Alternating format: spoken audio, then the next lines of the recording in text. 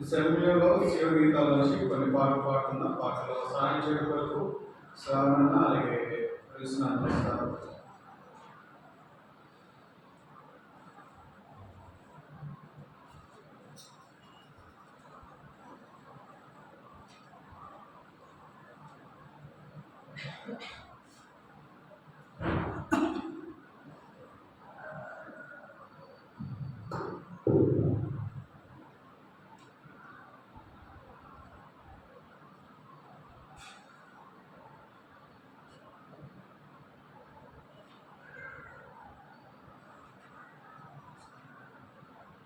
శివగీతాల నుంచి పాట సంఖ్య 168 కొత్త దాంట్లో, పాత దాంట్లో 166.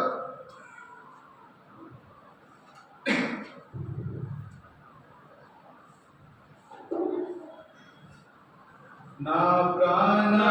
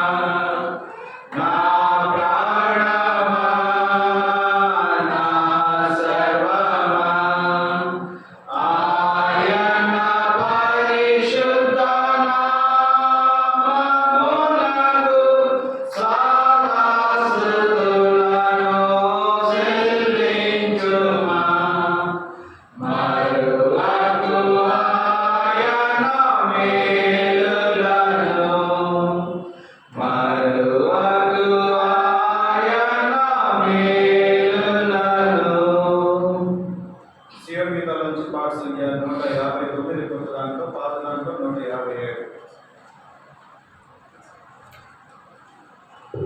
దయచేసి గమనించండి. అందరూ కూడా మాతో కలిసి పాడాలని మీకు దేవుని ప్రేమ బట్టి తెలియపరుస్తున్నా. ప్రతి ఒక్కరు కూడా సీయోని గీతాలు పాటల పుస్తకం కలిగి ఉండాలి. అది హెబ్రోను క్రమము. దయచేసి గమనించండి.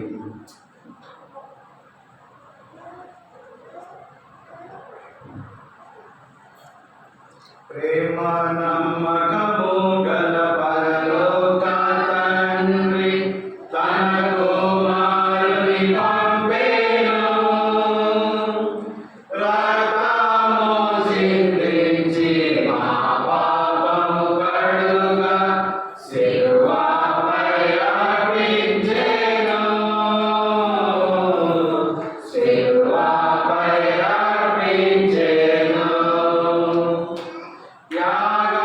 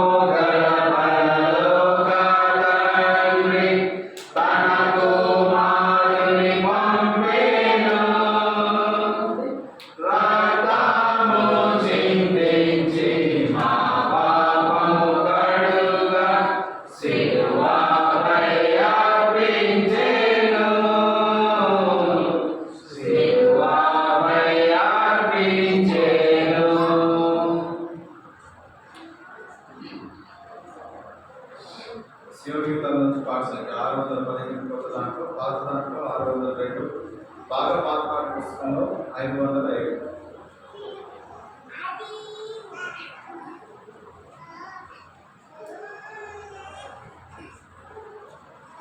నా సంకట దుఃఖములెల్లా తీరిపోయేగా, నాశింపజేయుదు నన్ను దాటిపోయేను, నాశింపజేయుదు నన్ను దాటిపోయేను. విలువైన గొర్రె పిల్ల రక్తము ద్వారా, విలువైన గొర్రె పిల్ల రక్తము ద్వారా కడిగి ఉన్న రక్షణలు దాగి ఉంటిని, కడిగి ఉన్న రక్షణలు దాగి ఉంటిని. నా సంకట దుఃఖములెల్లా తీరిపోయేగా, నాశింపజేయుదు నన్ను దాటిపోయేను, నాశింపజేయుదు నన్ను దాటిపోయేను. ఇంకా నేను ఫరోకు దాసుడను కాను, ఇంకా నేను ఫరోకు దాసుడను కాను, ఇంకా నేను సీయోను కన్యుడను కాను, ఇంకా నేను సీయోను కన్యుడను కాను. నా సంకట దుఃఖములెల్లా తీరిపోయేగా, నాశింపజేయుదు నన్ను దాటిపోయేను, నాశింపజేయుదు నన్ను దాటిపోయేను. మా చావడు నాదు మారమధురముగా, మా చావడు నాదు మారమధురముగా. పాలు జలము బండ నుండి త్రాగుచుందును, పాలు జలము బండ నుండి త్రాగుచుందును. నా సంకట దుఃఖములెల్లా తీరిపోయేగా, నాశింపజేయుదు నన్ను దాటిపోయేను, నాశింపజేయుదు నన్ను దాటిపోయేను. సౌందర్యమయ మధుపనగానను, సౌందర్యమయ మధుపనగానను. నా నిత్యమైన స్వాస్యమది మార్పు చెందదు, నా నిత్యమైన స్వాస్యమది మార్పు చెందదు. నా సంకట దుఃఖములెల్లా తీరిపోయేగా, నాశింపజేయుదు నన్ను దాటిపోయేను, నాశింపజేయుదు నన్ను దాటిపోయేను. ఆనందమే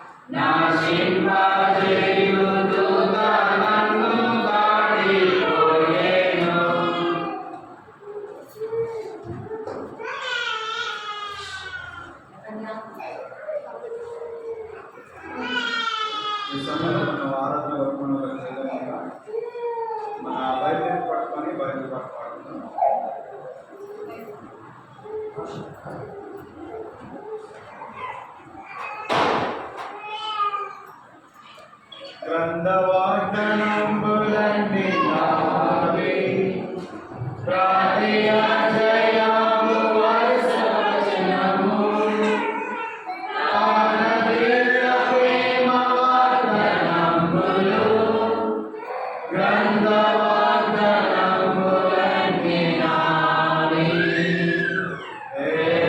promise in the book is mine. Every chapter, every verse, every line. All the blessings of His love divine. Every promise in the book is mine. సమయంలో మన మధ్యలో ఉన్నటువంటి ఇతరుల నుంచి వర్తమానాలు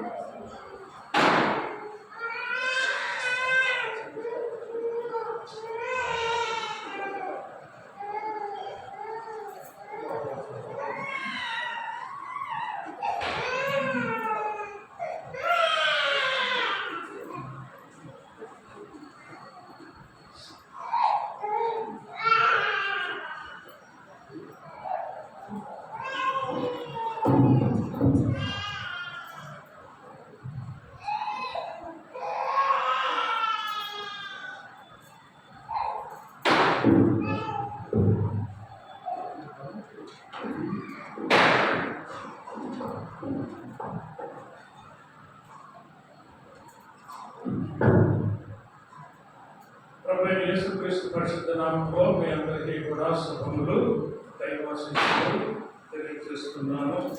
దేవుడికి మహిమ కలుగును గాక. మన జీవితాల్లో ఒకసారి ఆయన మందిరంలో వీలుగా ఆరాధించుకుంటూ దేవుడు మనకి ఇచ్చిన కృపను బట్టి దేవునికి స్తోత్రం ప్రార్థన చేసుకుందాం. పరిశుద్ధుడైన మా ప్రేమ గల పరలోకపు తండ్రి, కృపగల దేవా, దయగల రాజా, మా రక్షకుడా, మీకు స్తోత్రములు స్తోత్రములు స్తోత్రములు మా ప్రభువా. మీ అత్యంతమైన అనుభూతితో దయతో ప్రేమతో తండ్రి మరొకసారి ప్రభా మీ మందిరంలో ఆయన మీ పిల్లగా మేము కలుసుకోవడానికి మీరు ఇచ్చినటువంటి ఈ మంచి అవకాశం కొరకు అందుకు స్తోత్రములు ప్రభా. మీరు మాతో ఉండండి, మాలో ఉండండి ప్రభా. నేను ఆరాధించే మనస్సును మాకు దయచేయండి.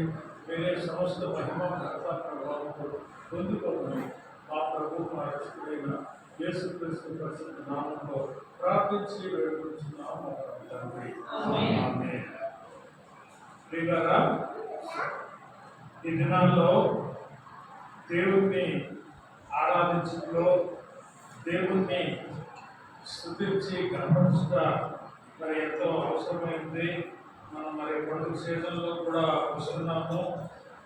లోకంలో పరిస్థితి చూస్తుంటే మన దేవుని యొక్క గొప్పతనాన్ని, మన దేవుని యొక్క ప్రభావాన్ని తెలియనటువంటి అనేక మంది ప్రజలు ఉన్నారు, పెరుగుతూ ఉన్నారు. కనుక మనము చాలా జాగ్రత్తగా ఉండవలసి ఉంది.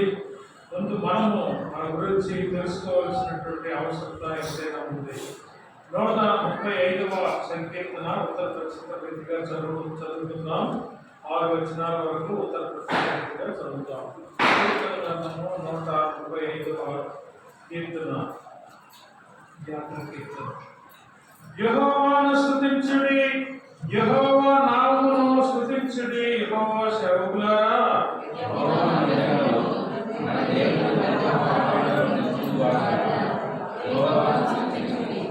యెహోవా దయాళుడు, యెహోవాను స్తుతించుడి. ఆయన నామమును కీర్తించుడి, అది మనోహరము.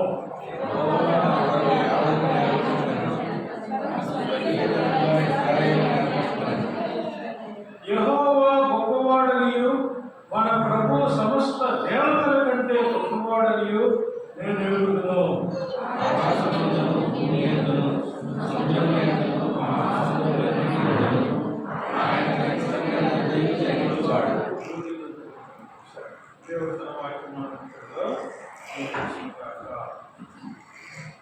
మీరు ఎంతమంది మరి కొన్ని డిబేట్స్ గట్రా జరుగుతున్నాయి, వాటిని ఎంతమంది వాచ్ చేస్తున్నారో నాకు తెలియదు.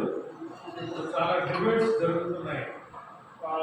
ఒక బాగా అంటే హిందుత్వాన్ని వ్యతిరేకించేటువంటి ఒక సహోదరుడు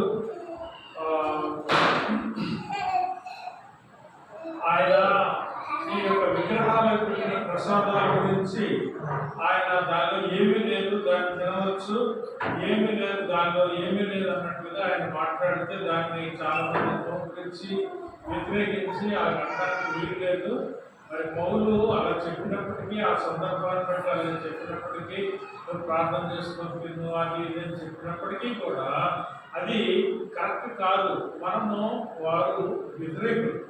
మన దేవుడు వేరు, వాళ్ళ దేవుడు వేరు. వాళ్ళు చేస్తున్నటువంటి పూజ, మరి పూజ పట్టి వ్యవహారాలు, మంత్రాలు అయితేనేమి, విగ్రహానికి పెట్టేవాడు అయితేనేమి, అదంతా కూడా చాలా వ్యతిరేకం.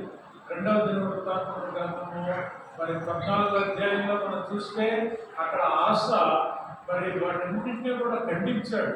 ఆ దేవతల్ని వాటికి పెట్టేవాడిని కూడా ఖండించాడు. ఆ రీతిగా మనము ఖండిస్తూ మన దేవుడి గురించి, మనకుండే అలవాట్ల గురించి, మన క్రమాల గురించి మనము తెలియచేయాలని మరి కొంతమంది పెడితే మళ్ళా ఆయన వేరే దాన్ని ఏమంటారు తర్జన చేసుకోవడానికి కార్యక్రమాలు పెడుతున్నాడు.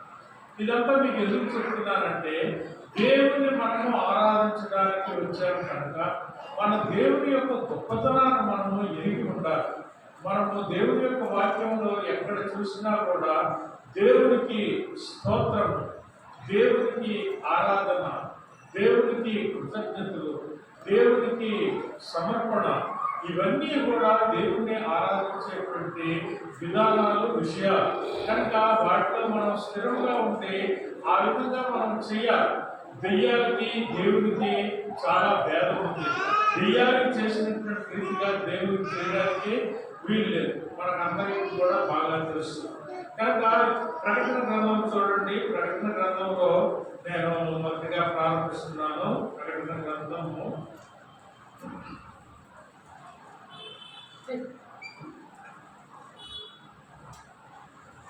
8వ అధ్యాయము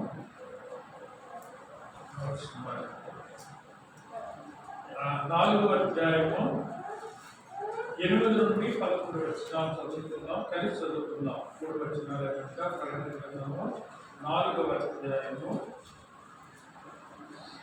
8 నుండి 11 వచనాలు స్టార్ట్. ఈ 4 చెట్లలో రెక్కల లోపలను అవి పూర్వ వర్తమాన భవిష్యత్ కాలంలో సర్వాధికారియు దేవుడు ప్రభు పరిశుద్ధుడు పరిశుద్ధుడు పరిశుద్ధుడని మానక రాజ్యములను చెప్పుతూ ఉండేది. ఆ సింహాసనము ఆశీనుడైంది యుగయుగములు జీవించిన వారికి మహిమయు ఘనతయు కృతజ్ఞతాస్తుతులు కలుగునుగాకని ఆ జీవులు కీర్తించుటగా ఆ 24 వ్యక్తులు సింహాసనమునందు ఆశీనుడైన వారి ఎదుట సాగి యుగయుగములు జీవించిన వారికి నమస్కారం చేయించు. ప్రభువా నా దేవా, నీవు సమస్తమును సృష్టించితివి. నీ చిత్తమును బట్టి జరుగుతున్నను, దానిని బట్టి సృష్టింపబడిన కనుక నీవే మహిమ ఘనత ప్రభావముల మరుడు అని చెప్పుచు తమ కిరీటమును ఆ సింహాసనం ఎదుట వేసిరి.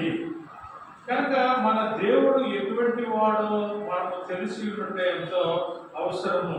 ఇక్కడ మనం చూసినట్లయితే ఇంకొక భాగంలో కూడా మరి ఈ విధమైనటువంటి మరి స్తుతి ఆరాధన జరుగుతుంటుంది.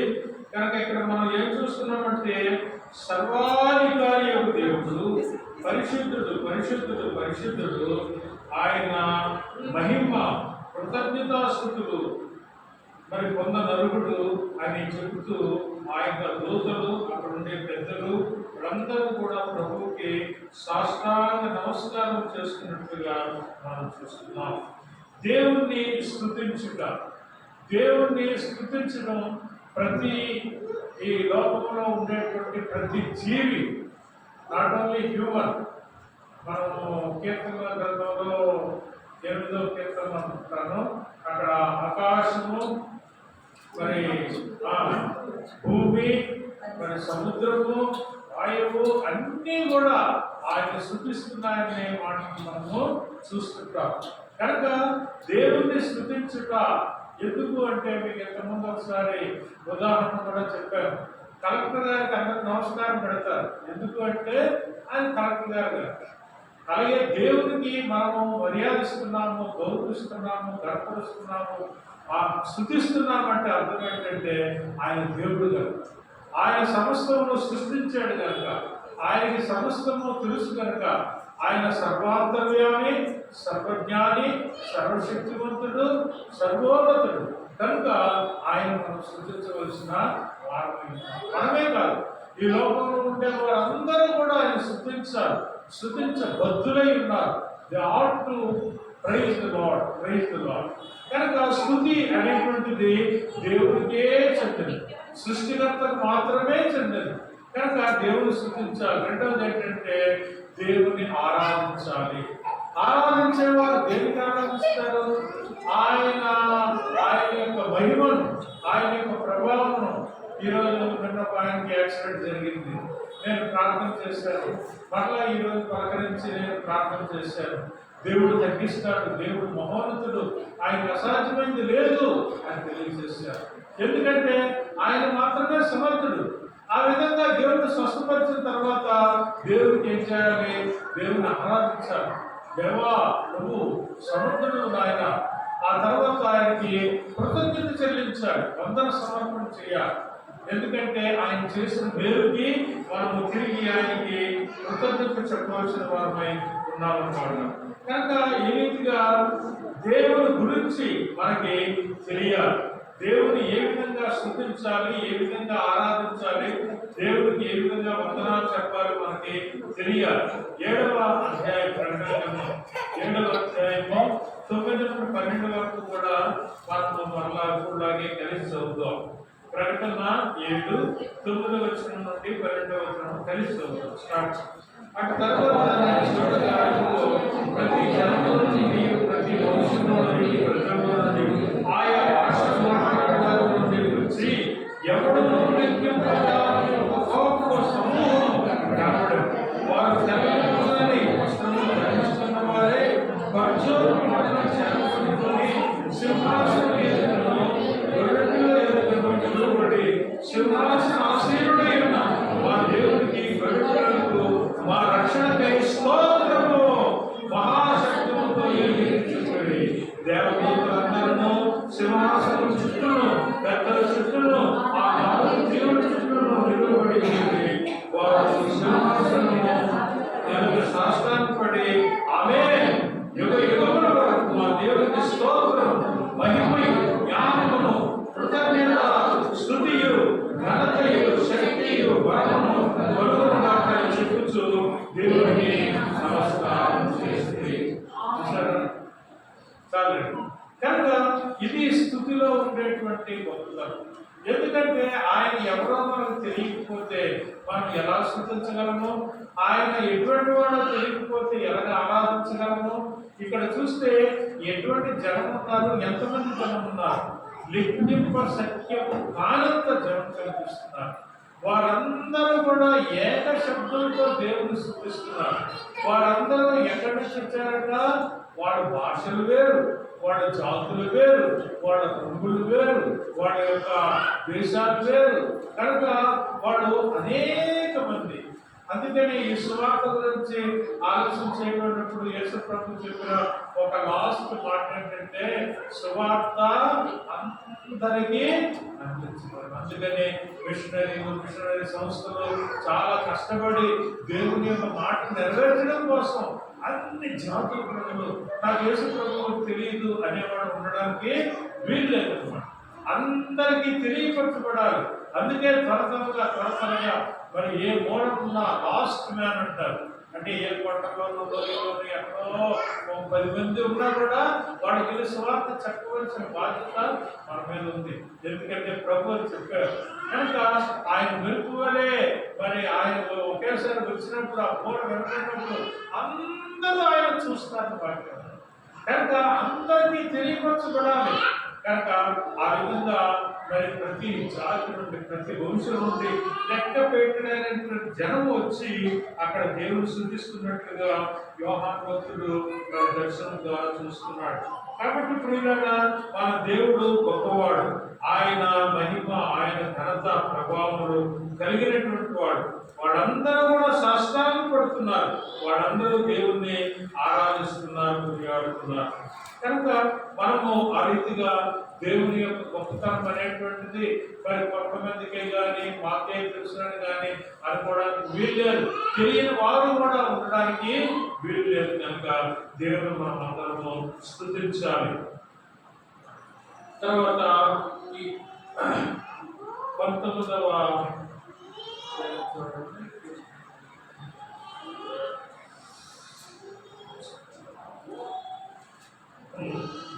అధ్యాయం ప్రకటనలోనే 19:1-2. అటు తర్వాత బహు జనుల శబ్దం వంటి గొప్ప స్వరము పరలోకమందు ఈలాగు చెప్పగా వింటిని, ప్రభువును స్తుతించుడి, రక్షణ మహిమ ప్రభావములు మన దేవునికే చెల్లును. ఆయన తీర్పులు సత్యములు న్యాయములై ఉన్నవి. కనుక ప్రభువుని మనము స్తుతించవలసినటువంటి వారమై గొప్ప శబ్దముతో బహు జనుల శబ్దమును ఇక్కడ యోహాను వింటూ ఉన్నట్లుగా మనం చూస్తున్నాం. 6-7 వచనాలు కలుగుతున్నాయి చూడండి. అప్పుడు గొప్ప జనసమూహ శబ్దమును, విస్తారమైన జనముల శబ్దమును, బలమైన ఉరుముల శబ్దమును కూడిన ఒక స్వరము వినిపిస్తుంది. ఏమంటుందట ఆ స్వరము? సర్వాధికారియు ప్రభువునకు మన దేవుడు ఏలుచున్నాడు, ఆయన స్తుతించుడి, గొర్రెల వివాహోత్సవ సమయం వచ్చినది. కనుక దేవుని స్తుతించాలి, దేవుని స్తుతించాలి. దేవుని స్తుతించడానికి మరి ఆదివారము మన ప్రభు సంఘంలో ఈ చక్కని క్రమాన్ని పెట్టారు. ఈ క్రమం ఎంత మంచిదంటే మరి మన హృదయాల్లో దేవునికి ఇవ్వవలసినటువంటి ఆ ప్రేమ, ఆ ఘనత, ఆ మహిమ అంతే కూడా మనం వెలిగించుకోవడానికి ఇచ్చినటువంటి మంచి అవకాశం. కనుక మనం దేవుని స్తుతించాలి. చూడండి, మనం తెలుగు భాషలోనే మనం బైబిల్ చదువుతున్నాం, కానీ ఎన్ని భాషలు ఉన్నాయి? ఎన్నో వందల భాషలు ఉన్నాయి. ఆ భాషలన్నింటిలో కూడా ఈ మాటలు ఉన్నాయి. వాళ్ళందరూ కూడా ఇదే అర్థం చేసుకుంటారు. కనుక మనుషులు తేడా ఉన్నంత మాత్రంలో, భాషలు తేడా ఉన్నంత మాత్రంలో, దేశాలు ప్రాంతాలు తేడా ఉన్నంత మాత్రంలో దేవుని స్తుతించడం మాత్రము తేడా లేదు. కనుక అందరము కూడా దేవుని స్తుతించ బద్ధులమై ఉన్నాం. ఎందుకు స్తుతిస్తున్నాం? మనం ఈ 2 భాగాల్లో కూడా ఒక ముఖ్యమైన విషయాన్ని మరి స్కిప్ చేసాం. ఏంటంటే ఆయన సర్వాధికారి అయినటువంటి దేవుడు, సృష్టికర్త అయినటువంటి దేవుడు, అదే సమయంలో సర్వాధికారి. ఒక జిల్లాకి అధికారి అయినటువంటి ఒక కలెక్టర్ను మనం మరి గౌరవిస్తాం. మరి రాష్ట్రానికి మరి అధికారి అయినటువంటి ఒక చీఫ్ మినిస్టర్ గౌరవిస్తాం. దేశ ప్రధానమైనటువంటి వాడిని గౌరవిస్తాం. మరి సృష్టికర్త అయినటువంటి దేవుడు సర్వాధికారి, ఓల్ గ్లోబ్, ఆయన సృష్టిని అంతటిని పరిపాలిస్తున్నటువంటి మహారాజు కనుక ఆయన ఎంతగానో మనము స్తుతించ బద్ధులమై ఉన్నాం. ఇంకా కొన్ని విషయాలు చూద్దాం. ఎందుకు ఆయన్ని స్తుతించాలి? కీర్తన గ్రంథము 35వ కీర్తన 18వ వచనం.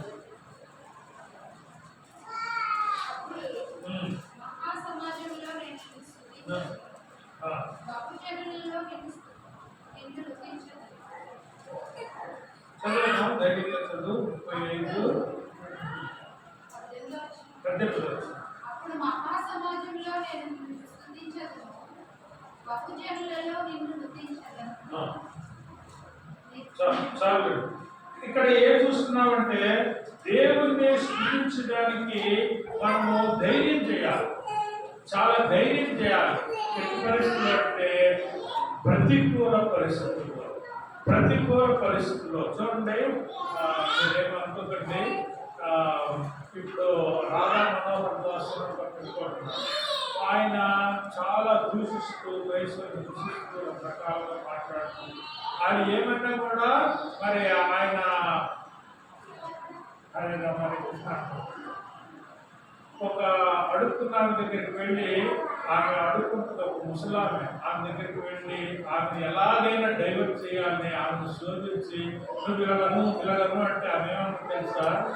అభ్యర్థి అనుకోకు, దేవుడికి స్తోత్రం, దేవుడికి స్తోత్రం, హల్లెలూయా, ప్రభువా నీకే వందనాలు తండ్రి, స్తోత్రం. ఎంత చెప్పినా కూడా ఆమె కనుక సమాజంలో అన్నిటిలో ప్రతికూల పరిస్థితుల్లో దేవుడిని స్తుతించాలంటే మనకు ధైర్యం కావాలి. ధైర్యం కావాలంటే దేవుడు మనలో ఉన్నప్పుడు మనకు ధైర్యం వస్తుంది. ఎటువంటి ప్రతికూల పరిస్థితులు వచ్చినా కూడా ఎంత మాత్రం కూడా ప్రేమ వాళ్ళారా. అలానే నిన్న ఒక మీకు చెప్పారో లేదో శుక్రవారం మీటింగ్లో నేను చెప్తూ మా నాన్నగారిని ఒకసారి ఆ సత్యనారాయణ వ్రతంలో పిలిచినప్పుడు ఆ బంధువులందరూ కూడా మరి ఆయన్ని మిగిలిన అందరితో పాటు బాపులో తీసుకో దాని బాపు ఒక్క పండు పెట్టి ఇస్తారన్నమాట. అప్పుడు అక్కడ ఉన్నటువంటి ఇంచుమించు ఒక 50 మంది మా కులస్తులందరి మధ్యలో ఆయన లేచి నిలబడి నేను యేసు ప్రభు రక్షకుడుగా అంగీకరించాను కనుక ఆయనే నా దేవుడు, ఆయన్ని ఎలా ఆరాధించాలో ఆయన ఎలా సృష్టించాలో నాకు తెలుసు కనుక నేను ఈ పని మాత్రము చేయలేదు కనుక ఈ పనిలో నాకు బాగా అవసరం లేదు, దయచేసి క్షమించండి అని చాలా ధైర్యంగా. దేవుడిని స్తుతించడం అంటే అన్ని జనుల మధ్యలో దేవుడిని స్తుతించడం అంటే మాటల ద్వారా, క్రియల ద్వారా, మన యొక్క సాక్ష్యం ద్వారా దేవుడిని స్తుతించాలి. దేవుడి నామస్మరణ మన నోటిలో ఉండాలి. అందుకే ఇప్పుడు కొత్తగా సంఘం ఏర్పడింది, యేసు ప్రభు నామస్మరణ సంఘము. దాని పేరు యేసు ప్రభు ఆడు కూర్చుని యేసు ప్రభు, లేకపోతే యేసు ప్రభు, నడుస్తున్న యేసు ప్రభు, అలా యేసు ప్రభు అవుతూనే ఉంటారు వాడు. కనుక అది తప్పు అనకూడదు, రైట్ అనకూడదు, కానీ మన నోటిలో మాత్రము యేసు ప్రభు నామస్మరణ ఉండడం అనేది దేవానికి స్తోత్రం స్తోత్రం స్తోత్రం. నేను అలసిపోయినప్పుడల్లా దేవుడికి స్తోత్రం చెప్తాను. నేను బడ్బిల్ అనే ఒక ఊర్లో సేవ చేసుకునేవాడు. అక్కడి నుంచి మరి ఒక 5 కిలోమీటర్ల దూరంలో మార్కెట్ సరుకు జరుగుతుంది. అటు ఒరిస్సా, ఇటు బీహార్. కనుక బీహార్ అంతా కూడా ఐరన్ బోర్ ఉంటుంది, ఇనుము ఖనిజ. ఈ యొక్క ఒరిస్సా వెళ్ళి ఆ మార్కెట్ చేసుకొని రావాలి. కనుక ఒక 4-5 రోజులకు సరిపోయినటువంటి వీక్లీ మార్కెట్ కనుక వారానికి ఆ మార్కెట్ అయినప్పుడు వెళ్ళి సామాన్ తెస్తాం. అటు నుంచి వచ్చినప్పుడు ఎత్తు రోడ్డు ఉంటుంది, అటు నుంచి వెళ్ళినప్పుడు డౌన్ వెళ్ళిపోవచ్చు. అటు నుంచి చాలా ఎత్తు కనుక సరుకులతో సైకిల్ తొక్కుకుంటూ నేను చెప్తున్న మాట ఏంటంటే 90s ఆ టైంలో 1990 కనుక ఆ ఎత్తు ఎత్తలేకపోయినప్పుడు ప్రభువా స్తోత్రం స్తోత్రం స్తోత్రం పెడ నొక్కుతుంటే సైకిల్ కనిపిస్తుంది. కనుక దేవునికి మనం స్తుతించడం ద్వారా, దేవునికి స్తోత్రం చేయడం ద్వారా మన మానసిక, శారీరక, ఆత్మీయ శక్తిని మనము కనుక దేవుని స్తుతించండి. వంట చేసుకున్నప్పుడు, పనులు చేసుకున్నప్పుడు దేవుని స్తుతించండి, దేవుని స్తుతించండి. ఆయన ఎంతగా మనం స్తుతిస్తే అంతగా దేవుని యొక్క శక్తి మనకే వస్తుంది. కనుక దేవుని స్తుతించుట అనేటువంటిది చాలా అవసరం. సమాజంలో అన్ని జనుల మధ్యలో దేవుని స్తుతించుట. 40వ కీర్తన 3వ వచనం. తనకు స్తోత్ర రూపముకు కొత్త గీతమును దేవుడు మా నోట ఉంచెను. ఏ కీర్తన అంటే స్తోత్ర రూపముకు. మా నాన్నగారు ప్రభువుని నమ్ముకున్న 10 రోజుల్లో ఆయన ఎప్పుడు కూడా ఆంధ్ర క్రైస్తవ కీర్తనలో ఆ మొదటి పాటలు అలా పాడుతున్నాడు, ఎప్పుడు పాడుతున్నాడు.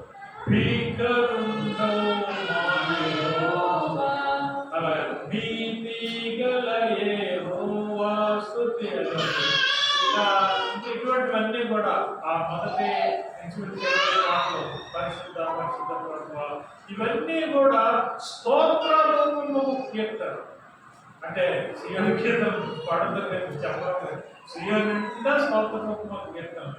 కనుక స్తోత్ర రూపము అంటే దేవుడిని వర్ణించేటువంటి కీర్తన, దేవుని గుణగణాలు తెలియజేసేటువంటి కీర్తన మనము పాడుతూ ఉండాలి. మన యొక్క జిహ్వాపం అంటారు. జిహ్వాపం అంటే మనము నోటిలో వచ్చేటువంటి దీన్ని స్వరపేటిక ఉంటుంది కదా, మీ అందరికీ తెలుసా? స్వరపేటిక, ఆహార నాళిక రెండు దగ్గర ఉంటాయి. మనం తింటున్నప్పుడు మాట్లాడినా, తింటున్నప్పుడు పాడినట్టు పాడితే సర్పెట్లోకి వెళ్తే ఇంకా వెలుగు లేకపోతుంది. అందుకోసం నేను తిన్నప్పుడు మాట్లాడకూడదు, మాట్లాడినప్పుడు తెలుసుకోవడం. అంచేత మనము పాటలు పాడినప్పుడు జిహ్వావరము దేవుడికి అర్పించేటప్పుడు మనకు దేవుని నామాలు తెలుస్తుంటారు. దేవుని నామములు అనేకమైన నా దగ్గర ఇస్తుంది. దేవుని నామములు ఉన్నాయి. దేవుని గుణాల గురించి మనకు తెలుస్తుంటారు. దేవుడి యొక్క ప్రభావాల గురించి తెలుస్తుంటారు. అలాగే దేవుడు మరి తన బిడ్డలకు చేసినటువంటి కార్యాలన్నీ కూడా చాలాసార్లు మనము షడ్రక మెషక్ అభిప్రాయాల గురించి మనం పాడుతూ ఉంటాం. కనుక అవన్నీ కూడా మనకు తెలుసుంటే దేవుడిని స్తుతించడం మనకి తెలుస్తుంది. స్తోత్ర రూపముకు కొత్త కీర్తన దేవుడు నా నోట అర్థపర్థమైన పాటలు ఏదో వాడు రాశారు, నేను రాశాను, ఏదో ఒక వాళ్ళు ముక్కలు రాయడం, దాన్ని ఏదో ఇంకొక భాగం కలపడము చేస్తుంటారు. అలా కాదు. నిజంగా దేవుని యొక్క స్తోత్రం, ఆయన స్తుతించడం, ఆయన పొగడము గురించినటువంటి మాటలు మన నోటిలో ఉండాలి. ఆ తర్వాత కీర్తన 41వ కీర్తన చూడండి, 13వ వచనం. ఇశ్రాయేలు దేవుడైన యెహోవా శాశ్వత కాలం నుండి శాశ్వత కాలం వరకు స్తుతింపబడుగాక. ఆమేన్, ఆమేన్. చూసారా, మన దేవుడు శాశ్వత కాలం నుండి, అంటే అది ఎప్పుడు మరి ప్రారంభించబడిందో తెలియదు. శాశ్వత కాలం, ఎప్పుడు ఉండే కాలం నుంచి ఇంకా ఎప్పుడు ఉండబోయే కాలం వరకు కూడా ఆయన స్తోత్రం. సీజనల్ గాడ్స్ ఇప్పుడు మనం చూస్తున్నాం కదా, రంగులు బట్టలు. ఒక్కొక్కటి అడిగితే నేను నా సైకిల్ నా బైక్ గాలి కొట్టించినాడు అడిగాను, ఏం రా బాబు ఎప్పుడంతా ఈ డ్రెస్ వేసుకున్నావు అంటే వాడు చెప్తున్నాడు ఎక్కడ నార్త్ ఇండియా ఏదో గోరఖ్పూర్ ఏదో చెప్తున్నాడు. అంత దూరం వెళ్ళాలా అంటే ఉన్నాం మేమంతా వెళ్తాం. మరి ఇది ఇక్కడే, ఈ మధ్య ఇక్కడే కదా ఉంటుంది అంటే ఇక్కడ కాదు, ఇక్కడైతే దగ్గర కదా, దూరం వెళ్తామన్నా.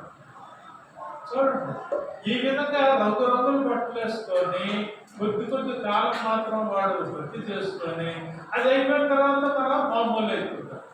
కనుక అలాంటి సీజనల్ గాడ్ కాదు మన దేవుడు. శాశ్వత కాలం నుండి శాశ్వత కాలం వరకు ఆయన నామము స్తుతింపగలిగిన ఎల్లప్పుడూ ఉండేటువంటి నామం.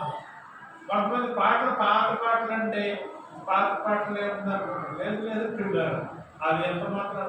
కొంతమంది గోదావరి జిల్లా వాళ్ళు అక్కడ పాటలే పాడతారు, ఆ పాటలే చాలా ఇష్టం, చాలా పాడతారు. అలాగని వేరే పాటలు ద్వేషించడానికి వీలు లేదు. దేవుని యొక్క పాటలు ఎక్కడైతే దేవుని నామం స్తుతించబడుతుందో, ఏ పాటలోనైతే దేవుని నామం మహిముంటుందో, ఏ పాటలోనైతే దేవుని మనము ఆరాధించగలమో అటువంటి పాటలను, కొత్త కీర్తనలు, నూతన కీర్తనలు మనము పాడుతుండాలి. శాశ్వత కాలం నుండి శాశ్వత కాలం వరకు మన దేవుడు యోగ్యుడు. ఆయన స్తుతికి యోగ్యుడు, ఆరాధనకి పాత్రుడు. కనుక శాశ్వత కాలం రిటర్నర్ ఆయన నామం స్తుతించగలిగింది. 77వ కీర్తన చూడండి, 77వ కీర్తన 3 నుంచి 6 వచనాలు చాలా కలిసి చదువుతాం. 77వ కీర్తన 3వ వచనం నుండి కలిసి చదువుతాం. దేవుని జ్ఞాపకం చేసుకున్నప్పుడు నేను నిట్టూర్పు విడుస్తున్నాను, నేను ధ్యానించినప్పుడు నా ఆత్మ కృంగిపోతున్నది. నీవు నా కన్నులు మూతపడనీయు, నేను తలపడుతూ మాట్లాడలేకపోయినాను. కొల్లిన దినములను పూర్వకాలపు సంవత్సరమును నేను మనసులకు తెచ్చుకుందును. నేను పాడిన పాట ఆత్మీయత జ్ఞాపకం చేసుకుందును, హృదయమున ధ్యానించుకుందును. యెహోవా, నా ఆత్మ నీ తీర్పు మార్గమును శ్రద్ధగా వెతికెను. ప్రభు నిత్యము విడనాట 6 వచనాలు. కనుక ఇక్కడ ఏముందంటే మనము తెలుసుకోవాల్సింది, తర్వాత మరొకటి కూడా మనం తెలుసుకుంటాము. జ్ఞాపకం చేసుకుంటా. ఇప్పుడు ఎంతవరకు చెప్పారు, కొంతమందికి మరి జ్ఞాపకం ఉండదు, మరిచిపోతారు. కొంతమందికి తెలియదు, నాకు ఎలా చేయాలో తెలియదయ్యా, మాకు ప్రార్థన చేయడం తెలియదయ్యా అంటారు. అటువంటి వాళ్ళు ఏం చేయాలంటే కొన్ని సందర్భాలను వాడు జ్ఞాపకం చేసుకోవాలి. దేవుని జ్ఞాపకం చేసుకోవడం ద్వారా ఆయన స్థుతించడం మనకి తెలుస్తుంది అన్నమాట. దేవుని జ్ఞాపకం చేసుకున్నప్పుడు నాకు వస్తుందన్నమాట. ప్రియమైన వాళ్ళారా, మనము దేవుని యొక్క కార్యాలు మరిచిపోతాం కనుకనే జ్ఞాపకం చేసుకోవడం అనే మాట. కనుక మనం మర్చిపోకుండా ఉండాలంటే ఏం చేయాలి? రిమెంబర్, యాద్ కరో. కనుక ఈ మిలిటరీ వాళ్ళకి, పోలీసు వాళ్ళకి అందరికీ కూడా ఆ యొక్క లీడర్ చెప్తుంటాడు, యాద్ కరో. మన దేశం ఎటువంటిది, మన దేశాన్ని మన పెద్దలు ఎంత కష్టపడి సంపాదించారు, నువ్వు చేసిన ప్రతిజ్ఞ జ్ఞాపకం చేసుకో. భార్యాభర్తల వివాహాలు చేసినటువంటి ఆ ప్రతిజ్ఞలు జ్ఞాపకం చేసుకో. క్రైస్తవ వివాహాలు 5-10 నిమిషాల్లోనే అయిపోతాయి, మిగిలినవన్నీ అలా సాగదీస్తుంటారు. ఆ యొక్క వాగ్దానాలు, నీకు కట్టుబడి ఉంటాను, నిన్ను విడిచిపెట్టను, నిన్ను ఎప్పుడు జ్ఞాపకం చేసుకుంటాను, ఎన్నో విషయాలు మనము దేవుడితో కూడా మనం అటువంటి నిబంధన కలిగి ఉన్నాం. మనం జ్ఞాపకం చేసుకోవాలి. నేను దేవుని జ్ఞాపకం చేసుకుంటే నాకు నిట్టూర్పు వస్తుంది. నేను ధ్యానించినప్పుడు నా ఆత్మ ఉగిపోతుంది. మళ్ళా 4వ వచనంలో కూడా అంటున్నాడు, నేను పాడిన పాట రాత్రి ఎందు జ్ఞాపకం చేసుకోగానే అప్పుడు దేవుని యొక్క గొప్పతనము, దేవుని యొక్క బలము, దేవుని యొక్క ప్రభావం, ఆయన్ని ఎంతగానో మనం ప్రేమిస్తున్నామో అదంతా కూడా మన జ్ఞాపకం వచ్చి మనము బలపడతాం. కనుక ఇంట్లో సమస్యలు వచ్చినప్పుడు, భార్యాభర్తల మధ్యలో మిస్అండర్స్టాండింగ్స్ వచ్చినప్పుడు, ఏవైనా తేడాలు వచ్చినప్పుడు, just remember the love of God, the covenant of God, the promise of God. దేవుని గురించి జ్ఞాపకం, దేవుని తీసుకొద్దాం. ఆ సమస్యలో దేవుని తీసుకురాగానే అవన్నీ పునరుద్ధరించినవి, అవన్నీ ఎగిరిపోతాయి, అవన్నీ మార్చిపోతాయి. అప్పుడు కలిసి మన దేవుడు ఇంత గొప్ప దేవుడు, ఆయన దగ్గర ఇదంతా, ఈ సమస్య అంతా, ఈ క్షమాపణ ఎంత, ఈ తప్పు ఎంత, ఇదంతా అప్పుడు దేవుడిని మనము స్మృతించడం. కాబట్టి ప్రియులారా, ఆ రీతిగా మనము తలవంచి దేవుని సన్నిధిలో స్తుతిద్దాం, ఆరాధిద్దాం, ఆయన కొనియాడుదాం, మన యొక్క దోషులన్నీ ఆయన సన్నిధిలో వృద్ధిద్దాం, ఆయన మహిమపరిచి ఆయన దేవుడి మాట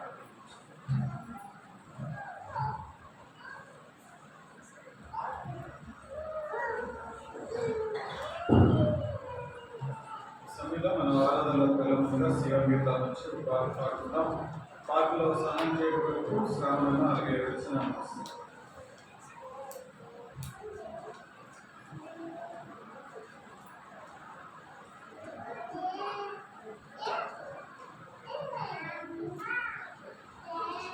శివ గీతాల నుంచి పాట సంఖ్య 134, కొత్త దాంట్లో, పాత దాంట్లో 192, బాగా పాత పాటలో 787.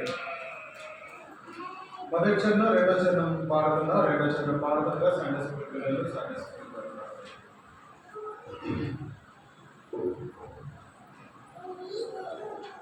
నా ప్రియుడా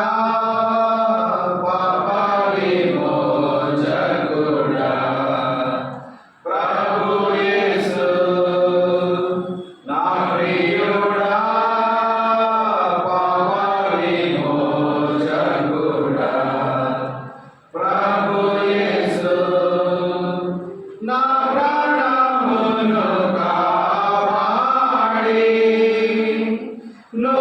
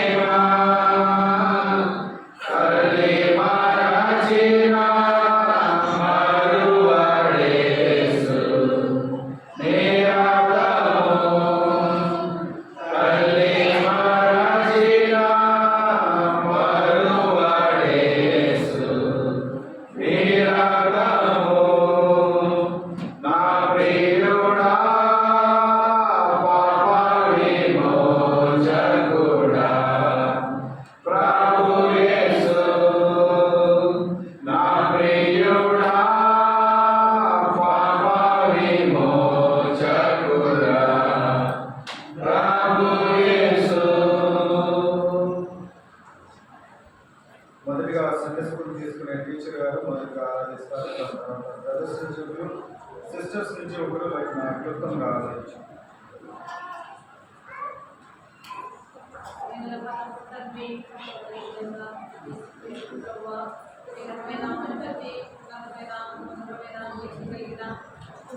అధికారం కలిగి నామంలో వదనములు స్తోత్రములు స్తుతులు చెల్లించుకుంటూ వస్తున్నామైనా నమ్మదగి నమ్మకం